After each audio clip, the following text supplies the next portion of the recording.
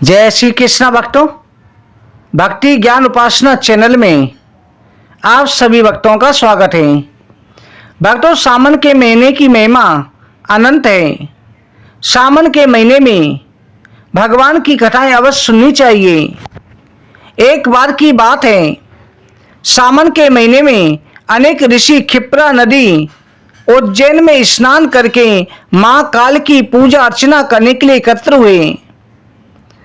क्षिप्रा नदी के किनारे बैठकर के भगवान शिव जी की आराधना करने लगे।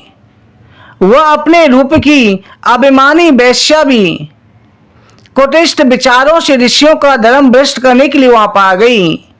उसी नदी के किनारे एक वेश्या भी आई हुई थी। वो लोगों को धर्मों से पतित कर देती थी, किंतु वहां पहुंचने पर ऋषियों के तपबल के प्रभाव से उसके शरीर की सुगंधी लुप्त हो गई। वो आश्चर्यचकित होकर के अपने शरीर को देखने लगी। उसे लगा उसका सौंदर्य भी नष्ट हो गया है। उस वेश्या की बुद्धि में परिवर्तन हुआ। उसकी बुद्धि परिवर्तित हो गई। उसका मन विषयों से हट गया, भक्ति मार्ग की तरफ बढ़ने लगा।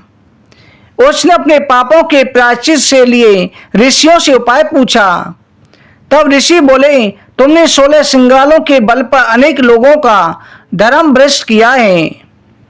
इस पाप से बचने के लिए तुम्हें 16 श्रृंगार के फल स्वरूप 16 सोमवार का व्रत करना चाहिए। 16 श्रृंगार ये तुमने करके लोगों का जैसे धर्म से भ्रष्ट किया, 16 सोमवार के व्रत करने से वो सभी पाप नष्ट हो जाएंगे। तुम सोमवार के दिन काशी जी में जाकर के काशी में गंगा जी किनारे स्नान किया करो और भगवान शिव जी का पूजन किया करो। 16 सोमवार के बाद में भगवान की कृपा दृष्टि अवश्य प्राप्त होगी। दोस्तों, ऋषियों की कहे अनुसार उस वेश्या ने सावन के महीने में सोमवार प्रारंभ कर दिए। काशी में उसने सावन से शुरू करके 16 सोमवार करे।